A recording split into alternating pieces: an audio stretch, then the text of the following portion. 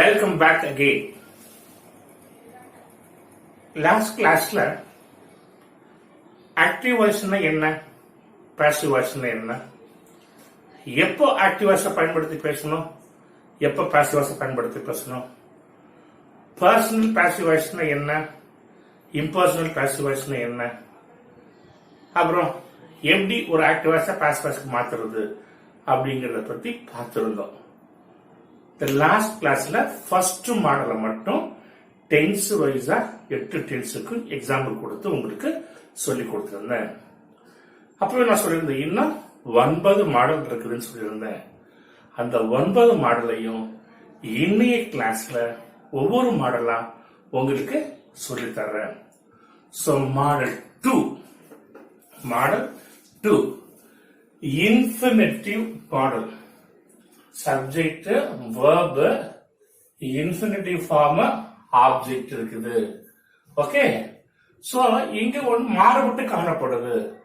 அதெல்லாம் அன்னைக்கு சொன்னேன். ஒரு மாடலா பிரிச்சிருக்கேன்னு சொன்னா the one will differ from the other. At least there will be some changes between the other two. அதான் மீனிங். இப்ப இதை எப்படி மாத்துறது? வழக்கம் போலதாங்க. முதல் பாயிண்ட் ஆப்ஜெக்ட சப்ஜெக்டா எடுத்துக்கணும். அப்ப a letter. வாண்ட்ங்கிறது பிரசன்ட் டென்ஸ். அப்ப லெட்டருக்கு ப்ரொனவுன் இட்டுக்கு பிரசன்ட் கிளாஸ் என்ன, ஈஸ். மூணாவது பாயிண்ட் மெயின் இருக்க பாஸ்ட் பார்ட்டிகலா மாத்தணும், வாண்டட். இப்ப நல்லா கவனிங்க. நான் கொடுத்த ரூல்ஸ் போட்டு இப்ப ஏற்கனவே கொடுத்த ரூல்ஸ் போட்டு ஆக்டிவ் வாய்ஸா பாசிவ் வாய்ஸா மாத்திட்டு இருக்கிறேன். இந்த இன்ஃபினிட்டிவ் ஃபார்ம் இருக்கு இல்லையா, இந்த மெயின் வரப்ப பாஸ்ட் பார்ட்டிசிபிள் நான் மாத்தின உடனேயே இந்த இன்ஃபினிட்டிவ் ஃபார்மை நம்ம சேர்த்துக்கணும். எப்படி சேர்த்துக்கணும்னா டு பி V3 ஃபார்முக்கு மாத்திக்கணும். டு ரைட்ங்கிறத டு பி பிளஸ் V3க்கு மாத்திக்கணும். அப்ப டு பி V3 என்ன, ரிட்டர்ன். ஐன் இருக்குது by me. So I want to write a letter is active voice. A letter is wanted to be written by me is a passive voice.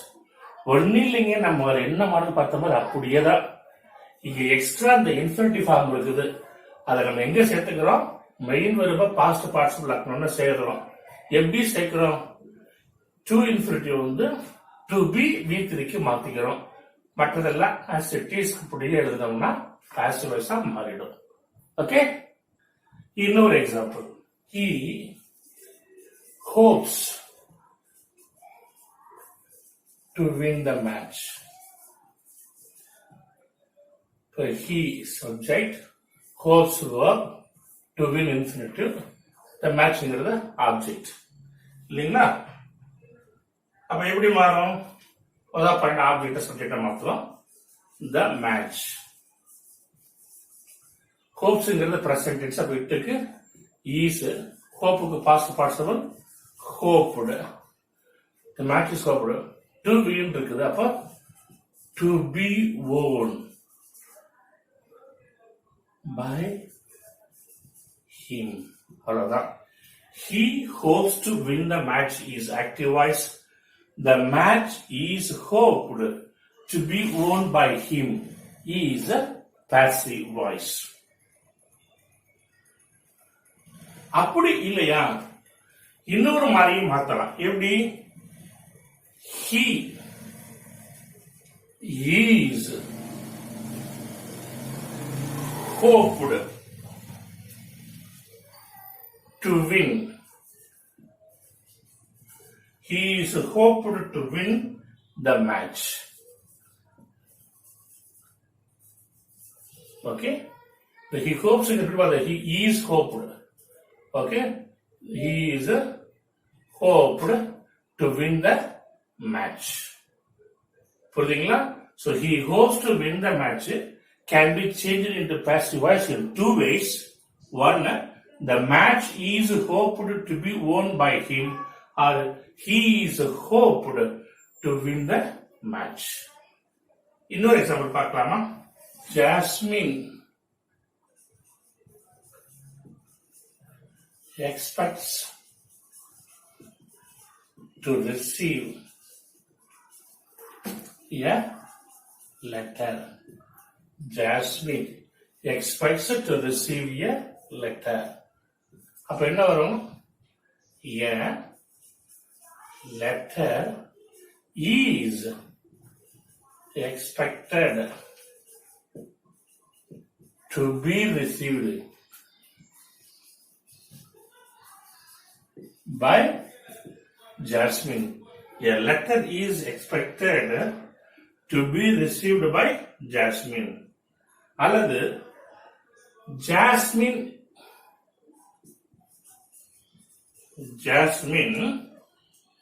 is expected. Jasmine is expected what? To receive a letter. Okay, முதல்ல பார்த்த மாதிரினா Jasmine expects to receive a letter is active voice. A letter is expected to be received by Jasmine is one of the answers. Another answer is Jasmine is expected to receive a letter. Is that clear? Right. Your father asked me to play. Your father asked me to play. அப்ப என்ன வரும்? I was asked to play by your father. Okay, your father asked me to play. I was asked to play by your father. அப்படி இல்லைன்னா I was asked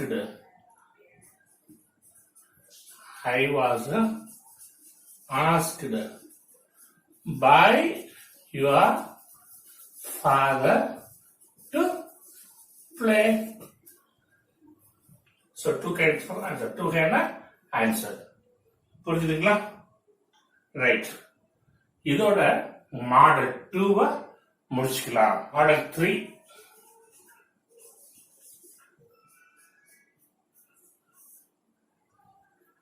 இதுக்கு பேரே IO model DO model அப்படின்னு வச்சுக்கலாம். இந்த மாடல் 3 பேர் வச்சுக்கலாம். IO model DO model வச்சுக்கலாம். My father has presented me a gift. My father has presented me a gift. இது ஆக்டிவ் வாய்ஸ். ஏன் இத மூணாவது மாடல் சொல்றோம்னா, முதல் மாடல்ல பார்த்தா ஒரு சப்ஜெக்ட், ஒரு வெர்பு, ஒரு ஆப்ஜெக்ட். ரெண்டாவது மாடல்ல பார்த்தோம் அதுல இன்ஃபினிட்டிவ் சேர்த்து வந்துருந்துச்சு. இப்ப மூணாவது மாடல்ல பாருங்க, subject, verb, indirect object, direct object. இங்க எத்தனை ஆப்ஜெக்ட் இருக்குது? 2 ஆப்ஜெக்ட் இருக்குது. அதனால இந்த மூணாவது மாடலா வச்சு தனியா பார்த்துட்டு இருக்கிறோம். ஓகே, இதை எப்படி மாத்துறது? ஒண்ணு இல்லைங்க, ஏற்கனவே கொடுத்த ரூல்ஸ் தான். ஆனா எங்களுக்கு ஒரு சந்தேகம் வரும். சார், நீங்க கொடுத்த ரூல்ஸ்ல ஆப்ஜெக்டா சப்ஜெக்டா மாத்தணும் அப்படின்னு கொடுத்துருக்கீங்க. ஓகே, இது வரைக்கும் பார்த்த எல்லாத்துலயும் ஒரே ஒரு ஆப்ஜெக்ட் இருந்துச்சு, அந்த ஆப்ஜெக்டா சப்ஜெக்டா மாத்திட்டோம். ஆனா இங்க பாத்தீங்கன்னா 2 ஆப்ஜெக்ட் இருக்குது. எந்த ஆப்ஜெக்டா சப்ஜெக்டா எடுத்துக்கணும் அப்படிங்கிறது உங்களுக்கு கன்ஃபியூஷனா இருக்கலாம். ரொம்ப ஈஸிங்க, உங்களுடைய விருப்பம் தான். நீங்க விரும்புனீங்கன்னா இன்டைரக்ட் ஆப்ஜெக்டா சப்ஜெக்டா வச்சு ஆன்சர் எழுதலாம். நீங்க விரும்புனீங்கன்னா டைரக்ட் ஆப்ஜெக்டையும் சப்ஜெக்டா வச்சு ஆன்சர் எழுதலாம். அதனால இந்த ஐஓ மாடல் டிஓ மாடலுக்கு ஆன்சர் எத்தனை வகையில் எழுதலாம்? 2 வகையில எழுதலாம். ரொம்ப ஈஸியா இருக்கிறது ஐஓவா சப்ஜெக்டா எடுத்துக்கிட்டீங்கன்னா ஈஸியா இருக்கும். மற்றபடி 2யுமே சப்ஜெக்டா எடுத்துக்கிட்டு 2 வகையில ஆன்சர் எழுதலாம். 2மே கரெக்டா தான் அமையும். இப்போ நான் ஃபர்ஸ்ட் எடுத்துக்க போறது ஐஓ மாடல் எடுத்துக்க போறேன். இதுல பாருங்க, இது சப்ஜெக்ட், இது verb, இது ஐஓ, இது டிஓ. ஃபர்ஸ்ட் நான் ஐவோ எடுத்துக்க போறேன். மீன் இருக்குது, ஐ. ஹேஸ் பிரசன்ட்ங்கிறது பிரசன்ட் பர்ஃபெக்ட் டென்ஸ். அப்ப பிரசன்ட் பர்ஃபெக்ட் டென்ஸ்ல ஐக்கு ஆக்சுவல் என்ன வரும்? ஹேவ். அப்ப பர்ஃபெக்ட் டென்ஸ்னாவே மெயின் வெர்புக்கு முன்னாடி நாமெல்லாம் பீன் சேர்த்துக்கணும். அடுத்தது வழக்கம் போல மெயின் வெர்பா பாஸ்ட் பார்ட்டிசிபிளா மாத்திக்கணும். பிரசன்டட் சாட்ல எழுதிக்கோமே. So I have been presented. நல்லா கவனிங்க, இங்க ரெண்டு ஆப்ஜெக்ட் இருக்குது. ஒரு ஆப்ஜெக்ட நம்ம சப்ஜெக்டா எடுத்துட்டு போயிடுறோம். எப்படி பார்த்தாலும் கண்டிப்பா இன்னொரு ஆப்ஜெக்ட் விடுபட்டு இருக்கும். அந்த விடுபட்டுள்ள ஆப்ஜெக்ட எங்க சேர்த்துக்கணும்னா, இந்த மெயின் வெர்ப பாஸ்ட் பார்ட்டிசிபிள் ஆக்கின உடனேயே விடுபட்டுள்ள ஆப்ஜெக்ட சேர்த்துக்கணும். இப்ப விடுபட்டுள்ள ஆப்ஜெக்ட் என்ன? A gift. அப்புறம் வழக்கம் போல நாலாவது பாயிண்ட் என்ன? சப்ஜெக்ட் ஆப்ஜெக்டா மாத்திக்கணும். அப்ப by my father. So my father has presented me a gift is active voice. I have been presented a gift by my father is a passive voice. இப்ப கவனிங்க, நான் டைரக்ட் ஆப்ஜெக்ட் எடுத்துட்டு போறேன். அப்ப a gift. கிஃப்ட்டுக்கு pronoun it, இட்டுக்கு present perfect tense actual has. அப்புறம் perfect டென்ஸ்னாலே பீன். அப்புறம் மெயின் எடுத்து பாஸ்ட் பார்ட்டிசிபிள் மாத்திக்கணும். பிரசன்டட். என்னது? இங்க அடுத்தது விடுபட்டுள்ள ஆப்ஜெக்ட் கொண்டு வரணும். மீன் இருக்குது. To me by my father. இப்ப கவனிங்க, இங்க ஆன்சர் என்னங்க? A gift has been presented to me by my father. நான் தான் முதல்ல சொன்னேன், இன்டைரக்டா ஆப்ஜெக்ட சப்ஜெக்ட் எடுத்துக்கிட்டீங்கன்னா நீங்க அடிஷனலா எதையும் சேர்க்க வேண்டியதில்லை, கூட்ட வேண்டியதில்லை, குறைக்க வேண்டியதில்லை. ஆன்சர் அப்படியே மாத்தினா போதும். ஆனா டைரக்ட் ஆப்ஜெக்ட சப்ஜெக்டா கொண்டாந்தீங்கன்னா இன்டைரக்ட் ஆப்ஜெக்ட கீழே கொண்டு வரும் பொழுது கண்டிப்பாக கண்டிப்பாக அதுக்கு முன்னாடி என்ன சேர்க்கணுங்க? டு மட்டும் சேர்க்கணும். புரிஞ்சுதுங்களா? எல்லா இடத்துக்கும் பொருந்தும். இப்போ a gift has been presented to me by my father. அடுத்த எக்ஸாம்பிள் பார்க்கலாமா? The teacher will give us the answer papers next week. Okay, yeah? The teacher will give us the answer papers next week. The teacher subject will give verb as IO, the answer papers DO, next week adject. First IO எடுத்துக்குவோம். has இருக்குது. அப்ப we will give future tense. அப்ப we will be given what? The answer papers.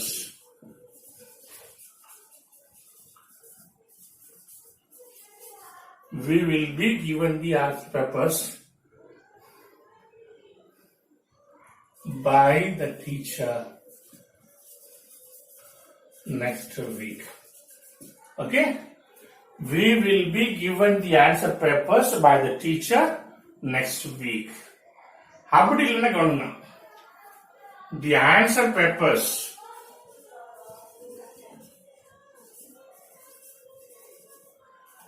will be given.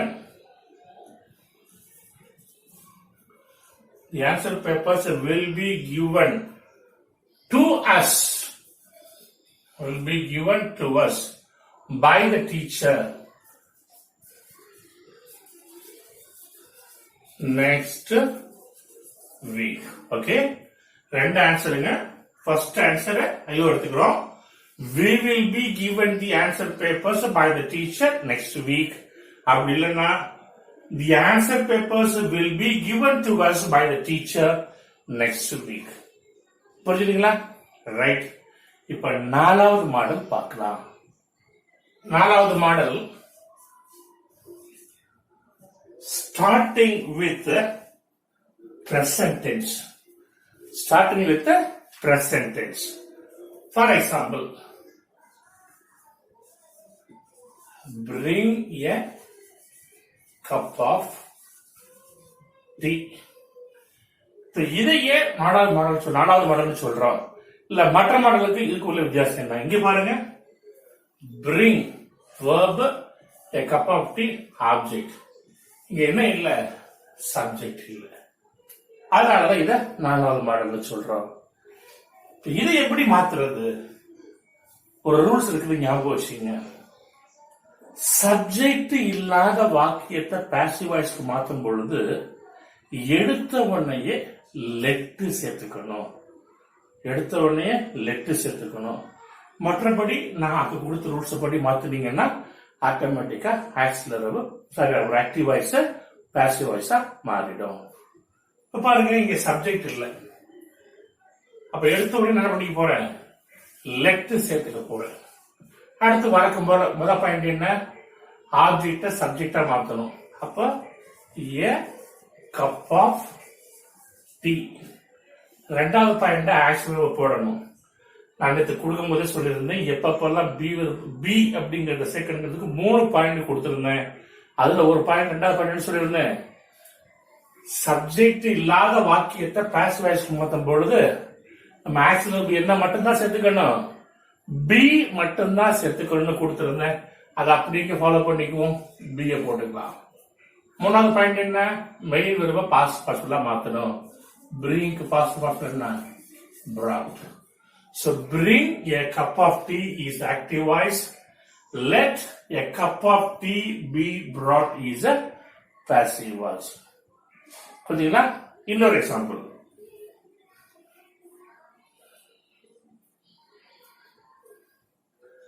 Reserve the tickets. Reserve the tickets for the journey by train. Okay? Reserved அப்படிங்கிறது verb, the tickets is the object, for the journey by train அப்படிங்கிறது adjunct. இந்த வாக்கியத்தையும் subject இல்ல. அப்ப எப்படி மாத்தலாம்? Let the tickets be reserved for the journey by train. Okay? Let the tickets be reserved for the journey by train is the correct answer, passive voice. Okay? அடுத்து model 5 பார்க்கலாம். அடுத்து model 5. இது negative model. For example, don't touch it.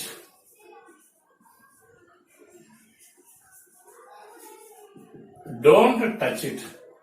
முதல்ல verb, object இங்க negative ஃபார்ம்ல கொடுத்துட்டு அவ்வளவுதான். don't touch it. இது எப்படி மாத்துறது?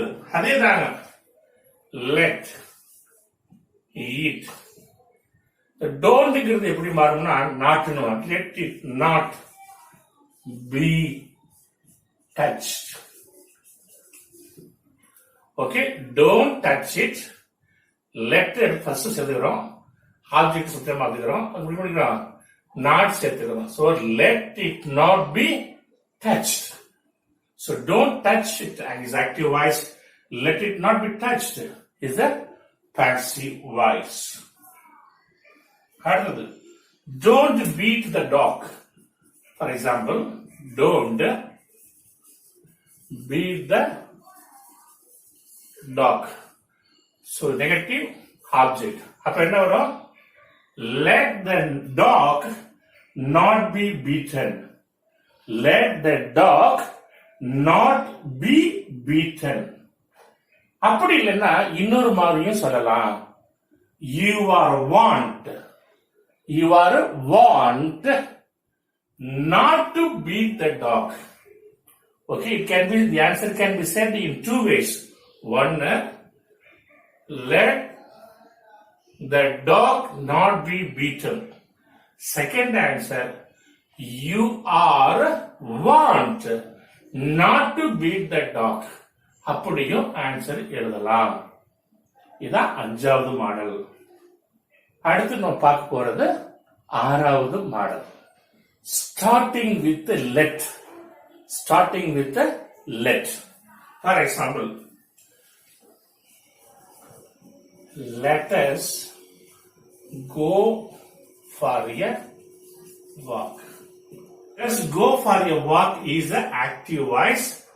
It is suggested that we should go for a walk is a passive voice. இன்னொரு எக்ஸாம்பிள் பார்க்கலாமா? Let us stand for the prayer. Let us stand for the prayer. அதே மாதிரிதான் வரும். அப்ப என்ன வரும்? It is suggested that we should stand for the prayer. It is suggested that we should stand for the prayer. கிளியர்களா? இதான் ஆறாவது model, letter வச்சு ஆரம்பிக்கக்கூடியது. அடுத்தது ஏழாவது model, never say a lie. First answer, never a lie be said. இப்படி ஒரு answer எழுதலாம். never say a lie அப்படிங்கிற active வாய்ஸ never a lie be said அப்படின்னு எழுதலாம். அப்படி இல்லைன்னா let never a lie be said அப்படின்னு ஆன்சர் எழுதலாம். அப்படி இல்லைன்னா you are advised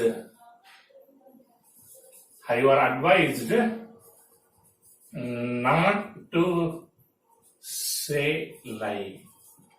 Okay, so answer can be written in three ways. One, actually the active voice is never say a lie அப்படிங்கிறத never a lie be said அப்படின்னு answer எழுதலாம். let never a lie be said அப்படின்னு எழுதலாம். let never a lie be said அப்படின்னு எழுதலாம். you are advised not to say lie அப்படிங்கறத எழுதலாம். அடுத்து எட்டாவது model, starting with please. Starting with please.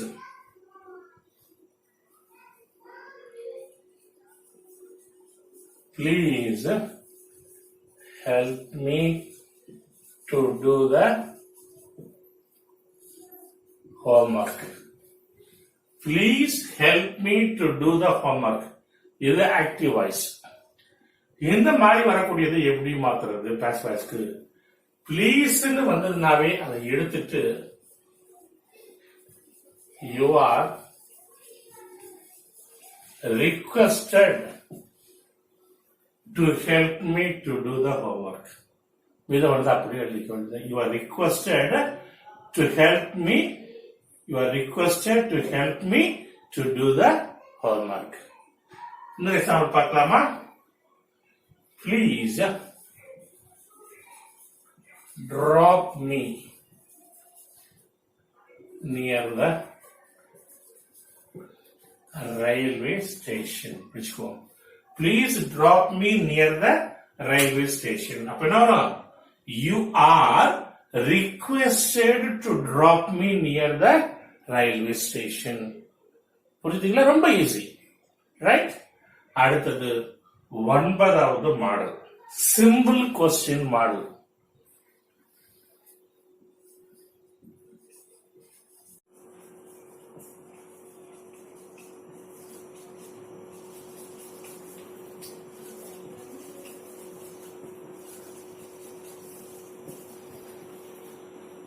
Did you meet your friend yesterday? இங்க நல்லா கவனிங்க. இங்க ஆர்டர், இங்க பேட்டர்ன் எப்படி பாருங்க. Auxiliary verb, subject, main verb, object, adverb. Did you meet your friend yesterday? When you write the answer also, you have to follow the same pattern. Pattern should be same, but the rule should be the one which I gave. According to the pattern, you change the rules. Okay? இப்போ first எடுத்த உடனே auxiliary போடணும். அதோட object சப்ஜெக்டா மாத்துவோம். அப்ப your friend. Did மீட்டுங்கிறது past tense. அப்ப ஃப்ரெண்டுக்கு ப்ரொனவுன் ஹீயோ அல்லது ஷீயோ இருக்கலாம். அப்ப ஹீக்கோ ஷீக்கோ பாஸ்ட் டென்ஸ்ல ஆக்சிலரி என்ன வரும்? வாஸ். அடுத்து ரெண்டாவது பாயிண்ட் ஆப்ஜெக்டா சப்ஜெக்டா மாத்தணும். Your friend. மூணாவது பாயிண்ட் என்ன? மெயின் வெர்ப பாஸ்ட் பார்ட்டிசிபிளா மாத்தணும். மெட்டுக்கு பாஸ்ட் பார்ட்டிசிபிள் என்ன? மெட். சோ வாஸ் யுவர் ஃப்ரெண்ட் மெட். சப்ஜெக்டா ஆப்ஜெக்டா மாத்தணும். By you. லாஸ்ட்ல எஸ்டர்டே அப்படியே போட்டுக்கோ. So did you meet your friend yesterday is active voice. Was your friend met by you yesterday is a passive voice. பாருங்க, இங்கேயும் நம்ம என்ன பேட்டர்ன்ல கொஸ்டின் இருக்குதோ அதே பேட்டர்ன்ல தான் நான் ஆன்சரையும் எழுதுறேன். புரியுதுங்களா? இன்னொரு example. Can you help me? Can you help me? இப்ப கவனிங்க, மாடல் ஆக்சிலரி வந்தது. மாடல் ஆக்சிலரி வந்ததுனாவே ஒண்ணு கிடையாது. என்ன கொடுத்துருக்காங்களோ அதை எடுத்து அப்படியே போட்டுருங்க கீழே. கேன். அடுத்த ஆப்ஜெக்ட் கிட்ட மாத்துங்க. ஐ. அடுத்து மூணாவது வேர்ட் சொன்னா கொடுத்துருந்தேன். மூணாவது பாட்டு ஃபியூச்சர் டென்ஸ் சொன்னா பி சேர்க்கணும். சப்ஜெக்ட் இல்லாத வாக்கியத்துக்கு பி சேர்க்கணும். அடுத்து எங்கெல்லாம் மாடல் ஆக்சிலரி வந்துருக்கு, can, could, may, might followed by verbal form ஒன்னு வந்துருச்சுன்னா அதுக்கு முன்னாடியும் ஆக்சிலரி பி சேர்க்கணும்னு சொல்லி கொடுத்துருக்கிறேன். So can I be. ஹெல்ப்புக்கு பாஸ்ட் பார்ட்டிசிபிள் ஹெல்ப்டு. யூன்னு இருக்குது. By you. அவ்வளவுதான். Can you help me is active voice. Can I be helped by you is passive voice. Have you seen the Taj Mahal? Have you seen the Taj Mahal? Auxiliary verb, subject, main verb, object. அப்ப என்ன வரும்? Has the Taj Mahal been seen by you? அது perfect tense. அதனால மெனுக்கு முன்னாடி been சேர்க்கிறோம். So has the Taj Mahal been seen by you? Is it clear? So இதாங்க 9வது model. Last model 10வது மாடல். இதை எப்படி பாஸ்ட் வாய்ஸ் மாத்துறது? உதாரணம், where did you buy it? Simple question எப்படியோ அதே மாதிரி தான் ஸ்பெசிபிக் கொஸ்டினுங்க. ஒன்னு நாங்க ஆக்சுவல் போச்சு ஆரம்பிச்சது. இங்க question word actual verb. Actual கொஸ்டினோட போட்டு திருப்பி எப்படி மாறணுமோ அதே மாதிரி மாற்ற வேண்டியதான். இங்க பாருங்க, question word, actual verb, subject, main verb, object. உங்களுடைய ஆன்சரும் இதே மாதிரி தான் இருக்கணும். இப்ப where did you buy it, அப்ப இதே மாதிரி எழுதுவோமா? வேர் டிட் பைங்கிறது பாஸ்ட் டென்ஸ். அப்ப இட்டுக்கு பாஸ்ட் டென்ஸ் ஆக்சுவல் verb என்ன? வாஸ். அடுத்த ஆப்ஜெக்ட் சப்ஜெக்ட் பண்றோமா? இட். பைக்கு பாஸ்ட் பார்ட்டிசிபிள் என்ன? பாட். யூன்னு இருக்கா? By you. So where did you buy it is active voice. Where was it bought by you is a passive voice. பாருங்க, நம்ம வந்து பேட்டர்ன் மாத்தவே கிடையாது. Pattern we are following the same pattern. But the rules வந்து நம்ம கொடுத்த மாதிரி மாத்தி இருக்கிறோம். ஓகே, அடுத்த example. When will she meet him? When will she meet him? அப்ப ஆன்சர் என்ன வரும்? When will he be met by her? When will he be met by her? Will be the answer. அடுத்த example. இப்போ who, இது கொஞ்சம் வித்தியாசமா இருக்குங்க. நீங்க whoக்கு விட்டோம். இப்போ who broke the glass? Who broke the glass? அப்ப எப்படி பாருங்க, whom இருந்தா மட்டும் ஒண்ணு, by whom என்று மாறும். ஒண்ணு எப்படி மாறும்? by whom. brokeங்கிறது past tense. அப்ப past tenseல glassக்கு was. so by whom was object subject கொண்டுடுவோம். the glass brokeக்கு past participle broken. So by whom was the glass broken? அப்படி இல்லைன்னா the glass was broken by whom? The glass was broken by whom? இப்படியும் ஆன்சரை எழுதலாம். So by whom was the glass broken எழுதலாம். The glass was broken by whom அப்படின்னு எழுதலாம். So both answers are right. இன்னொரு example பார்க்கலாம்.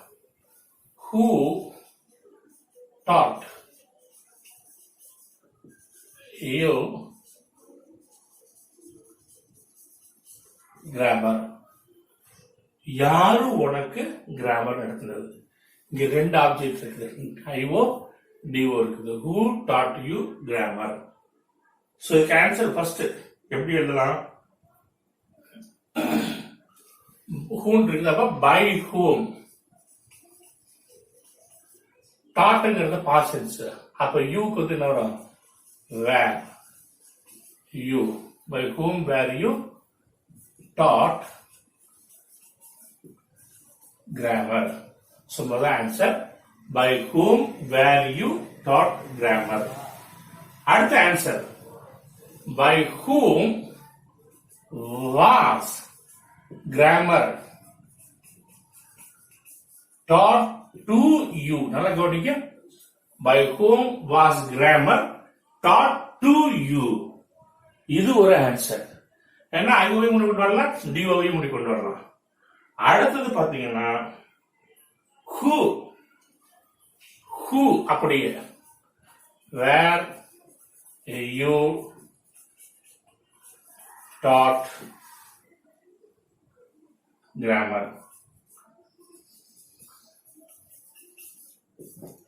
Who were you taught grammar? So question ஒன்னு தான். Answer can be written in 3 ways. எக்ஸாமுக்கு எழுதும்போது 3 எழுதின அவசியம் கிடையாது. உங்களுக்கு எது எளிமையா புரியுதோ அதை மட்டும் எழுதினா போதும். ஓகே ஓகே மாணவர்களே, இத்துடன் ஆக்டிவ் வாய்ஸா பாசிவ் வாய்ஸா மாத்துற அத்தனை மாடல்களும் நிறைவு பெறுகின்றது. அடுத்த கிளாஸ்ல எப்படி பாசிவ் வாய்ஸ ஆக்டிவ் வாய்ஸ்க்கு மாத்துறது அப்படிங்கறத பார்க்கலாம். விளக்கம் போல நான் சொல்ற மாதிரி என்னுடைய கிளாஸ் உங்களுக்கு புரிஞ்சிருந்துச்சுன்னா, பிடிச்சிருந்துச்சுன்னா தயவு செஞ்சு சப்ஸ்கிரைப் பண்ணுங்க. While watching, don't skip from one side to another. From beginning to till the end you watch. That will benefit you a lot. So once again I humbly request you, if my program is liked by you, subscribe my program. Thank you. We will meet again in the next class. Bye.